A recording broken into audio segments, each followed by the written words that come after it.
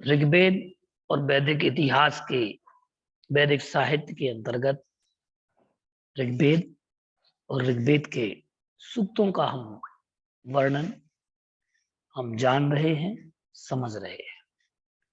आज उसी श्रृंखला में हम एक सूक्त है जिसका नाम है हिरण्यगर्भ सूक्त।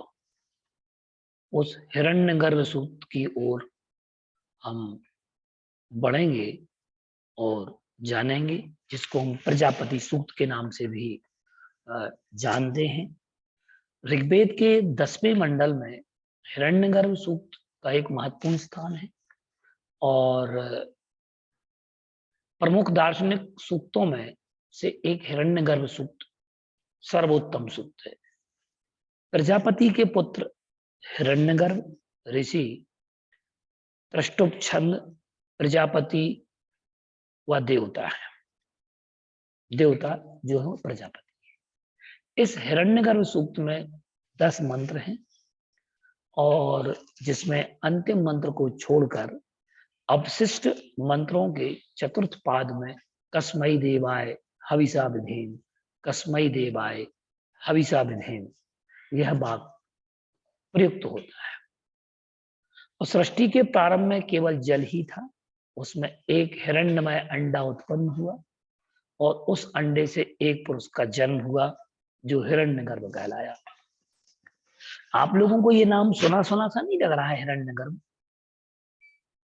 कितने लोग होलिका वाला क्या नाम? हिरण्यगर्भ 1008 नामों में से जो जिन सहस्रनाम स्तोत्र है उसमें हिरण्यगर्भ, स्वर्णगर्भ, रत्नगर्भ ये शब्द आए हैं।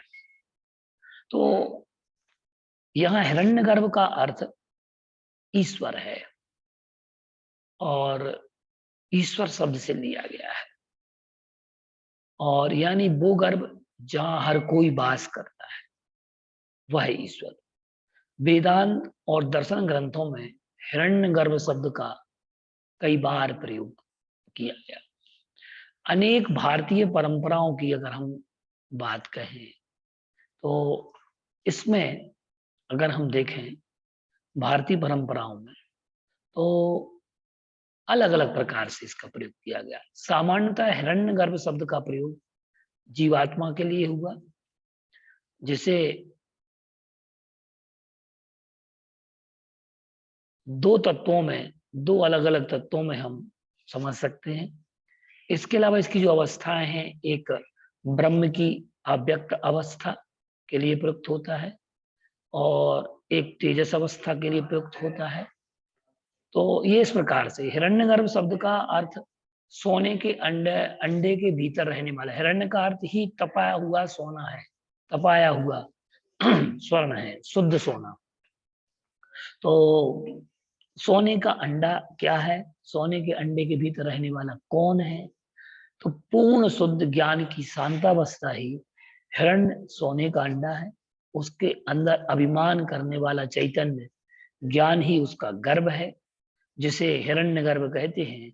स्वर्ण आभा को पूर्ण शुद्ध ज्ञान का प्रतीक माना गया है, जो शांति और आनंद देता है। जैसे प्रातःकालीन सूर्य की अरुणिमा इसके साथ ही अरुणिमा सूर्य के उदित होने का जन्म का संकेत देती है। 4 अवस्थाएं हैं इसमें ब्रह्म की। कैसी अवस्थाएं हैं 4? एक अव्यक्त अवस्था है, जिसे कहा नहीं जा सकता, बताया नहीं जा सकता। दूसरी होती है प्राज्ञ अवस्था, प्राज्ञ, जिसे पूर्ण विशुद्ध ज्ञान की शांतावस्था कहा जा सकता है। इसे हिरण्य कह सकते हैं। क्षीर सागर में आप लोगों ने देखा कि विष्णु भगवान, वैदिक संस्कृति के अनुसार विष्णु का शयन स्थान कहाँ पे है? आप लोगों को मालूम है? नाग, क्या क्या बोलते हैं? नाग सैया पर लेटे रहते हैं विष्णु, ठीक है ना। और क्षीर सागर दिखाया गया है, क्षीर सागर को वैकुंठ बता दिया गया, तो बताया गया है। अब इसके बाद में यहाँ हम देखते हैं कि मनुष्य की सुषुप्ति अवस्था इसका प्रतिरूप है। तीसरी अवस्था है तेजस, जो हिरण्य में जन्म लेता है, इसे हिरण्य गर्भ कहा है। और ब्रह्म ईश्वर कहलाता है। और मनुष्य की स्वप्नावस्था इसका प्रतिरूप है। मनुष्य में जीवात्मा है और जगत के आरंभ में वह जन्म लेता है, जगत के अंत के साथ लुप्त हो जाता है। और चौथी अवस्था वैश्वानर है, मनुष्य की जागृत अवस्था इसका प्रतिरूप है। संपूर्ण सृष्टि का निर्माण विस्तार ब्रह्म का वैश्वानर स्वरूप ही करता है। यहाँ पर ये जो बात कही गई है कि जो चौथे का नाम क्या बोला? चौथे का नाम? वैश्वानर, वैश्वानर कहलाता है। मतलब जागृत अवस्था, स्वप्न अवस्था, सुसुप्ति और तुरीय, इसको तुरीय अवस्था कहा जाता है। ठीक है ना। अब हम देखते हैं इसमें कि हिरण्यगर्भ जो होता है, इसको हम दोनों अर्थों में समझना है। सभी दर्शनों में अपनी अपनी बुद्धि विवेक के प्रयोग के साथ समझना है इसको। तो हिरण्यगर्भ की जो कल्पना होती है, उस कल्पना के बारे में यहाँ पर बताया गया है कि हिरण्यगर्भ की एक कल्पना है। तो कल्पना के बारे में बता रहे हैं, क्या कह रहे हैं कि एक सोने का, शुरू में सृष्टि जब नहीं थी तब एक सोने का अंडा था, और सोने के अंडे से एक पुरुष का जन्म हुआ जो हिरण्यगर्भ कहलाया। ठीक है, ये ऋग्वेद में बताया गया है ये।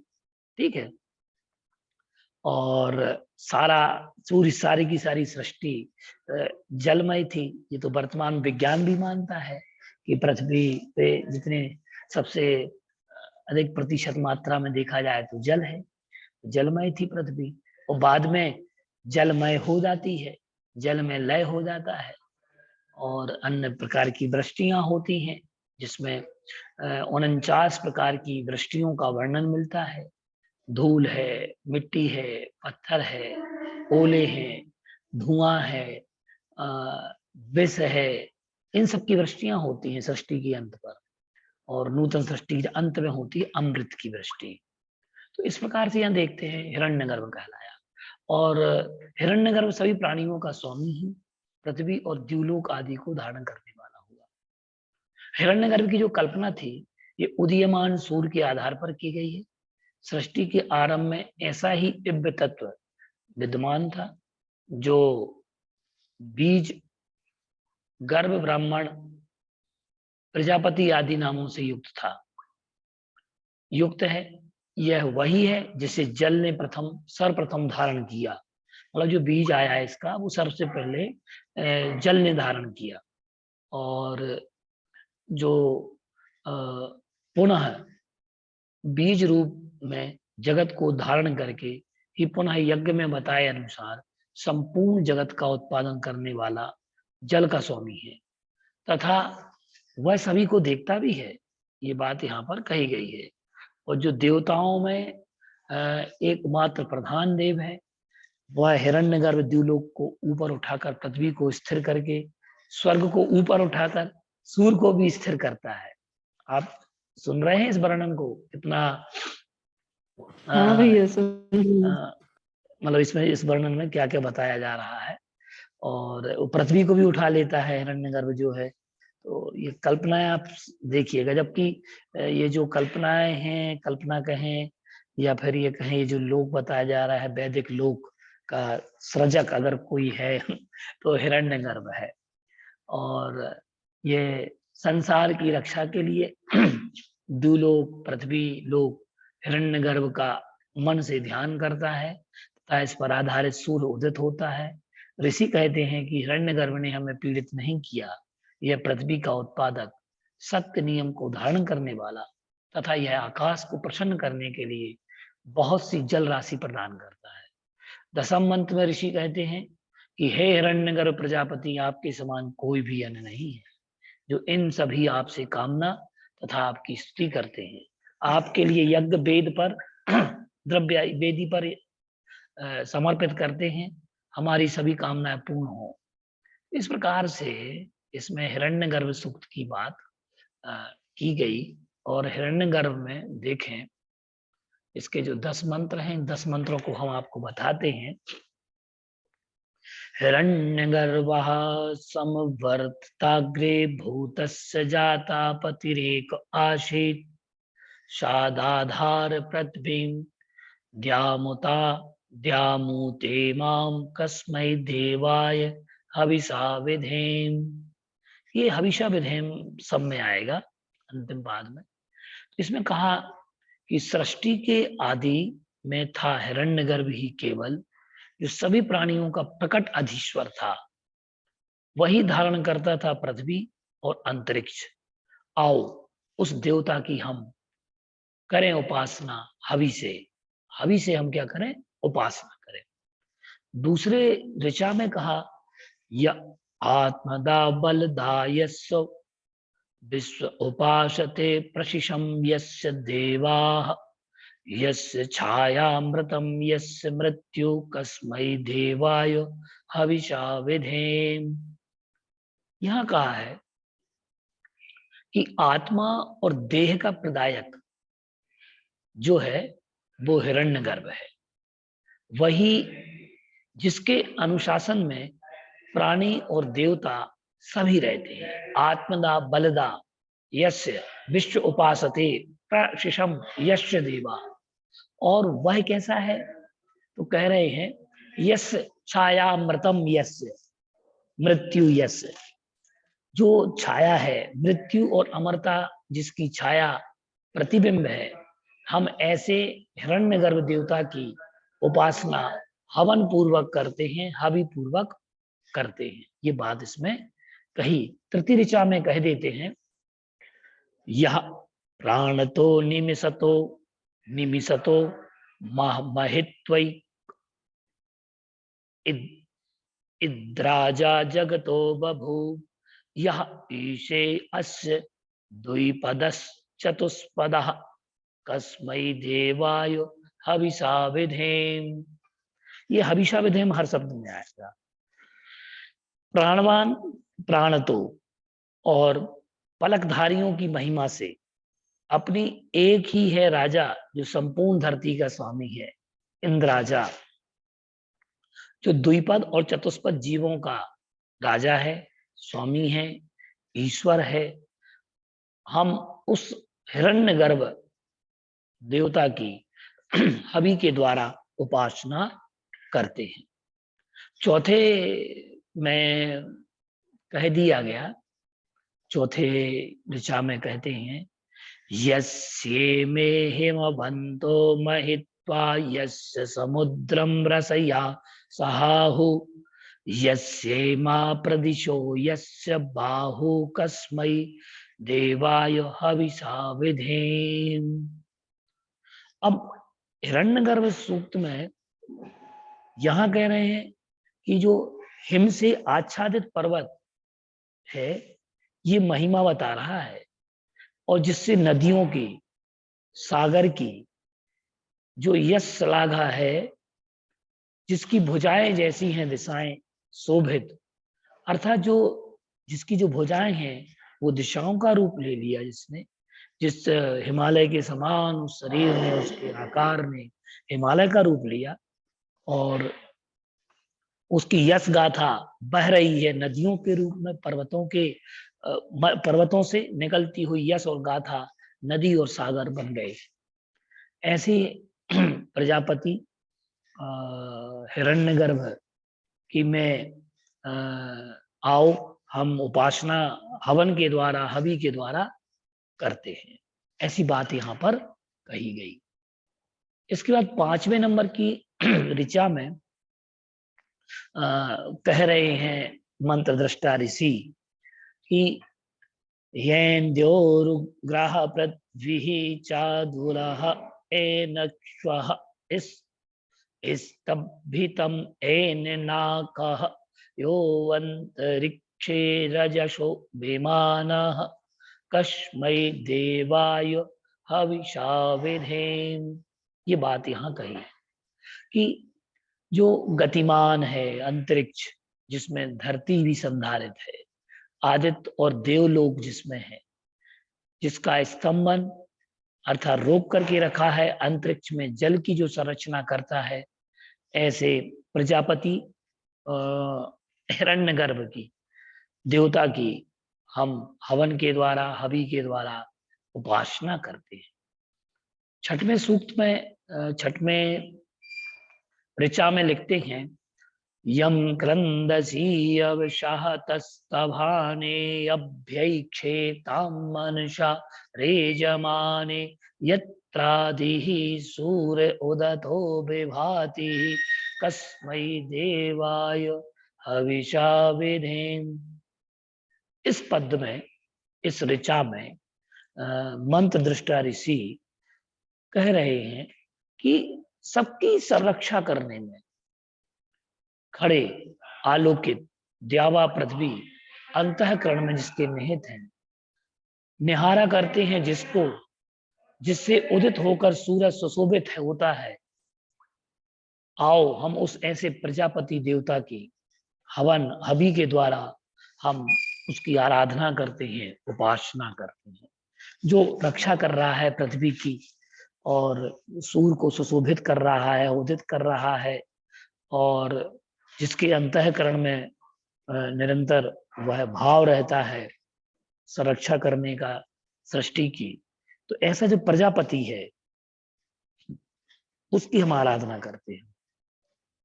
अब इसके बाद में यहाँ 7वें नंबर की ऋचा में क्या लिखते हैं मंत्र दृष्टा ऋषि, तो आओ हम सुनते हैं उस बात को। आपह आपोह यद बृहतिर् विश्वमायन गर्भम दधाना जन यंत्री यंतिरग्निम जनयन्तिरग्निम ततो देवानां समवर्ततासुरेकाः कस्मै देवाय हविषा विधेम। ये 7वें नंबर में कह रहे हैं कि जो अग्नि का उद्घाटक है, कारण रूप में हिरण्यगर्भ के भी एक वह देव जो प्राण रूप से जिसने की है रचना जल में, जब सारा संसार ही निमग्न था, जल में से ही इन्होंने रचना की है। तो इसमें अग्नि का उद्घाटक प्रजापति को बताया गया है, जल का संरक्षक, जल का संधारक इसमें बताया गया है। जब पूरी सृष्टि जलमग्न थी तब उस समय इसने रक्षा की। तो आओ हम ऐसे प्रजापति हिरण्यगर्भ देव की हवन के द्वारा उपासना करते हैं। 8वें नंबर के ऋचा में कहते हैं कि ये जो छंद हम आपको बता रहे हैं, इससे आप अपने विवेक का प्रयोग करना यहाँ पर, जिससे आप सहस्रनाम स्तोत्र में आए हुए हिरण्यगर्भ, स्वर्णगर्भ, रत्नगर्भ आदि शब्दों की आप व्याख्या कर सकें। इसलिए ये हिरण्यगर्भ सूत्र बहुत मायने रखता है सृष्टि की अपेक्षा से, विज्ञान की दृष्टि से और सृष्टि की उत्पत्ति की दृष्टि से। पुरुष सूक्त और हिरण्यगर्भ सूक्त, वेदों में इन 2 सूक्तों में मुख्य रूप से सृष्टि के क्रम को बताया गया है, कहाँ से किस चीज की उत्पत्ति हुई है। और ये जो पंच तत्व हैं, पृथ्वी, जल, अग्नि, वायु, आकाश, इन सब पंच तत्वों की इसमें एक सृष्टि कल्पना इसमें की गई। आप लोगों को सुन करके भी लग रहा होगा ये। एक बात बताएं आप लोग, ये मंत्र सुनने में कैसे लग रहे हैं आप लोगों को? पंडित जी लग रहे हो भैया जी, पंडित जी। क्या? पंडित जी जैसे लग रहे हो आप। हाँ, मतलब जो ब्राह्मण जो मंत्र पढ़ते हैं, वेदों का, वेद मंत्रों का उच्चारण करते हैं, तो निश्चित है, तो वैसे ही जो ये एक शैली है, ये मंत्रों को पढ़ने की एक पद्धति है, एक शैली है वेदों को पढ़ने की, क्योंकि वेदों को, ऋचाओं को इसी शैली में पढ़ा जाता है, सीखा जाता है, समझा जाता है। और पूज्य सुधा सागर जी की कृपा से हमने इन मंत्रों को पढ़ना सीखा, जानना सीखा, समझा, और कई वैदिक विद्वानों के साथ निरंतर उठना बैठना होता है, उनकी संगति मिलती है, तो निश्चित है कि उनका लाभ हमें मिला है। और पूज्य सुधा सागर जी की कृपा अचिंतनीय रही है और आगे भी रहेगी। और हमारे संघ के समस्त मुनियों की भी कृपा, आचार्यों की कृपा दृष्टि का ही प्रतिफल है ये, इसके अतिरिक्त कुछ भी नहीं। अब हम चलते हैं 8वें नंबर का जो हम देख रहे हैं। इसमें यश्चिदापो महिना पर्यपस्य दक्षं दधानः जनयन्तिर्यज्ञं यो देवस्ववधि देवः एक आसीत कस्मै देवाय हविषा विधेम। ये इसमें जल की उत्पत्ति के बारे में कह रहे हैं कि एक यज्ञ हुआ और यज्ञ के द्वारा प्रजापति ने रचना की, सृष्टि की। तो कैसे की? एक महाजल राशि को जिसने निज महिमा से लखा, पहले उसने देखा, जैसे ही वह उस अंडे में से वह महान व्यक्तित्व बाहर आया तो उसने देखा कि तो पृथ्वी जलमय है। सबसे पहले जल ने इसको स्वीकार किया, उसको देखा। फिर उस जो व्यक्तित्व आया, हिरण्यगर्भ आए, तो उन्होंने यज्ञ की एक रचना की और प्रजापति की संधारक जो देवताओं के मध्य जो अद्वितीय देव है, और उन्होंने देख करके यज्ञ की रचना की। उसके माध्यम से उन्होंने सृष्टि का सृजन किया। जैसे कि पुरुष सूक्त में जाना था कि एक प्रकृति यज्ञ हुआ, सर्वहुत नाम का यज्ञ हुआ था। उसमें से द्विपद, त्रिपद, चतुष्पद आदियों की उत्पत्ति हुई। भेड़, बकरी, अग्नि, जल, वायु, प्राण आदि सबकी उत्पत्ति उसमें बताई गई थी। वैसे ही यहाँ हिरण्यगर्भ सूक्त में भी सृष्टि की उत्पत्ति के बारे में बता रहे हैं कि जो प्रजापति हैं वो देवताओं के मध्य में अद्वितीय देव है। तो आओ ऐसे अद्वितीय देव की हम हवन के द्वारा, हवि के द्वारा, समर्पण के द्वारा हम उनकी उपासना करते हैं। 9वें नंबर की ऋचा में लिखते हैं मंत्र दृष्टा ऋषि, क्योंकि इसके मंत्र दृष्टा ऋषि प्रजापति हैं। तो लिखते हैं कि मानो हिंसी हिंसी जनिता यह पृथिव्याः यो वा दिव सत्य धर्मा जजानो यश्चापश्चंद्रावृहतिर्जजान कस्मै देवाय हविषा विधेम। अब यहाँ पर कह रहे हैं कि हे प्रजापति, आप पीड़ित ना करें हमें। धरती का है निर्माता जो, जिसने धरती का निर्माण किया, सत्य धर्मा, वह जो अंतरिक्ष की रचना रचना पैदा की है, जिसने विस्तृत सुख सलिल राशि को जन्म दिया, अर्थात जिससे धरती की कृति हुई। सत्य धर्म रूप अंतरिक्ष जो कि सत्य के रूप पर टिका हुआ है, एक गुरुत्वाकर्षण बल के बारे में यहाँ पर सृष्टि दे रही कि सत्य धर्म, यहाँ गुरुत्वाकर्षण बल को सत्य धर्म कह दिया कि सत्य धर्म के द्वारा वो अंतरिक्ष मंडल रुका हुआ है, जिसमें अपन लोगों ने पढ़ा था ज्योतिष का सूर्य चंद्रमा सौ ग्रह नक्षत्र की नक्षतार काश्य, जो 110 योजन का जो बीच में प्रमाण है, तो 790 योजन के ऊपर वाला जो प्रमाण है उसके वहां पर अंतरिक्ष लोक में है, ज्योतिर्लोक है। तो ज्योतिर्लोक किसके ऊपर रुका हुआ है? तो कह रहे हैं सत्य धर्मा। सत्य धर्म को यहाँ से गुरुत्वाकर्षण बल के बारे में हम जान सकते हैं, उनकी गति के नियम के बारे में यहाँ से हम सृष्टि कर सकते हैं। ये वैज्ञानिक हैं, ये जो लिखे हैं। यहाँ पर हम इस दृष्टि से ना पढ़ें कि ये क्या है क्या नहीं है, लेकिन इसको हम इस दृष्टि से देखें कि यहाँ से कहीं ना कहीं विज्ञान के तार इससे जुड़ते हैं। गुरुत्वाकर्षण बल है, अग्नि की उत्पत्ति, बिजली की उत्पत्ति कहाँ से कैसे हुई, और जो वर्तमान में हम देख पा रहे हैं जनरेटर आदि जो हुआ उसको कैसे बताया गया। तो ये कैसे स्पेल्ट करता, ऋणात्मक क्या है, धनात्मक क्या है, गुणात्मक क्या है, मात्रात्मक क्या है। विज्ञान की भाषा की हम बात करें तो ये वैज्ञानिक सूक्त हैं ये ऋग्वेद के, जिसमें विज्ञान की प्रक्रिया बताई गई है, जल की उत्पत्ति बताई। इसमें H2O का सूत्र वगैरह भी हम देखें कि जल की उत्पत्ति कैसी हुई। तो ये से हम रिसर्च करते हैं लोग कि H2O जो है हाइड्रोजन एंड ऑक्सीजन, तो ये भी इसमें जल के रूप में आया। फिर इसमें हम देखते हैं 10वें नंबर का और हम कर लें, फिर इसकी हम वैज्ञानिक दृष्टि से हम बात करेंगे कि वैज्ञानिक दृष्टि से कितना महत्वपूर्ण है ये सूत्र। अब यहाँ पर कह रहे हैं कि भूत भविष्य में, ये भूतकालीन, भविष्यकालीन, वर्तमान में प्रजापति का ही राज है और वह प्रजापति ही इसको कंट्रोल करता है। तो इसमें देखें,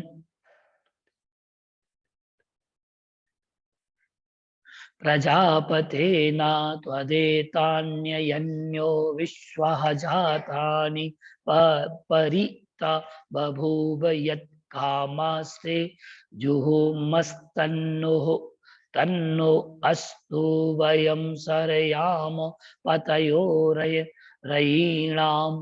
यहाँ कहा है कि तुम्हारे अतिरिक्त हे प्रजापति दूसरा कोई ना तो वर्तमान है, ना कोई भूतकाल है, ना भविष्य है, जो समस्त प्रकार के पदार्थों में रहता है, विद्यमान है, और हमें ऐसा कोई नहीं मिला। इसलिए यह आराधना जिस कामना से हमने की है, हमें उस कामना का फल हमें प्राप्त हो, यहाँ ये बात की गई। अब हम यहाँ देख रहे हैं कि ये वैज्ञानिक सूत्र कैसे है। देखो, पहले सूक्त में ये बात की गई कि ये प्राण का दाता है, सृष्टि प्राण, सृष्टि में प्राण कहाँ से आए, ये इस बात को प्रकट करता है। और उसमें प्राण रूप कहा गया कि पहले ही उसमें बता दिया, हिरण्यगर्भा समवर्तताग्रे भूतस्य जाता पतिरेक आसीत सादाधार प्रतिबिंब द्यामु तेमाम, ये कहा गया। तो इसमें प्रथम वाले सूक्त में ही कह दिया कि ये पृथ्वी है, पृथ्वी को धारण किया, प्राणियों की उत्पत्ति की, अंतरिक्ष रूप है। तो यहाँ तीनों की सृष्टि के बारे में बताया गया। जब इसकी हम टीकाएं और पढ़ेंगे और विस्तार से जाएंगे, इसके भाष्य आएंगे, जब भाष्य ग्रंथ लिखेगा वेदों पर, इन वेदों को खोलने के लिए, सब अर्थों को, तो भाष्य ग्रंथों को खोलने के लिए इसमें इसको बताया गया है। और इसके अतिरिक्त देखें, दूसरे पद में क्या कहा कि छाया, मृत्यु, अमरता, अमृत तत्व जो है वो कैसे प्राप्त हुआ, और छाया, बिंब, प्रतिबिंब कैसे बनता है। तो एक प्रकार से यहाँ पर विज्ञान की ही बात कही जा रही है कि ये छाया विज्ञान जो है, वह विज्ञान यहाँ प्रस्फुटित होता है सूक्त से। ये विशेषताएं बता रहा हूं मैं आपको कि हिरण्यगर्भ सूक्त की जो विशेषता। फिर तीसरे नंबर के कारिका में, तीसरे नंबर की ऋचा में कहा है कि जो द्विपद है, चतुष्पद है, तो ये 2 व्हीलर, 4 व्हीलर, ये सब कैसे आई। ये सब यही है जो द्विपद थे, 2 पदों से चलने वाले, अर्थात जीवधारी हैं, मनुष्य हैं, उनकी उत्पत्ति के बारे में बताया गया है, कैसे हुई। 4 पांव के प्राणियों की उत्पत्ति कैसे हुई, और जितने पलकधारी हैं उनमें तुम प्राण वायु का संचार करते हो, तो यहाँ वायु का सृजन कैसे हुआ, ऑक्सीजन कहाँ से आई। तो ये सब बातें यहाँ इसमें बताई गई। फिर कहा पर्वतों के बारे में बताया कि पर्वत कैसे बने। यहाँ पर अगर हम देखें तो भूगर्भ शास्त्र की बात की, पाषाण जो है, पृथ्वी कायक की बात की गई यहाँ पर कि पृथ्वी कायक कैसे होते हैं।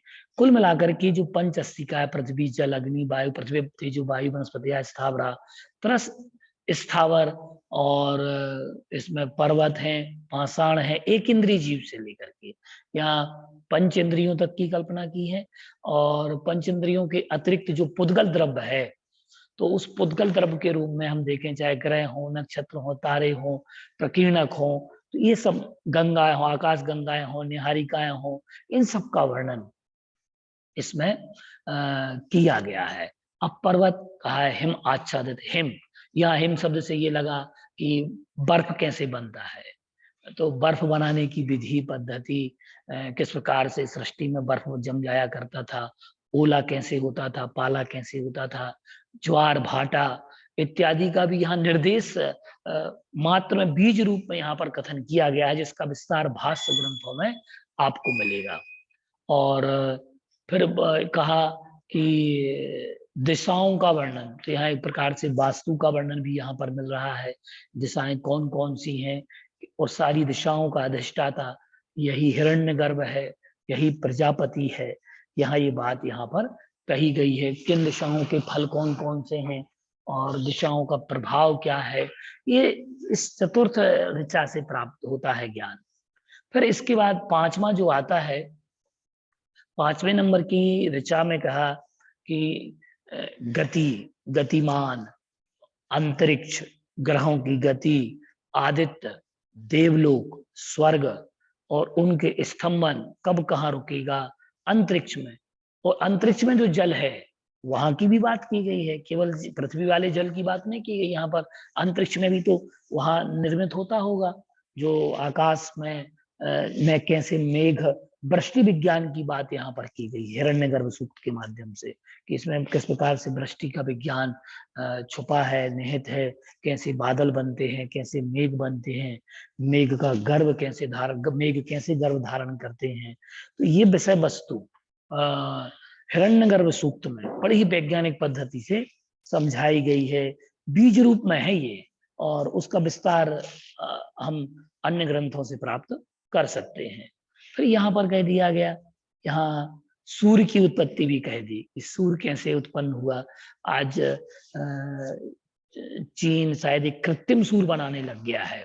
आप लोगों को ज्ञात है कि चाइना एक कृत्रिम सूर्य बना रहा है? कितने लोगों को ज्ञात है? अनुभूति, बबीता जी, लाभांशी? नहीं भैया, नहीं पता।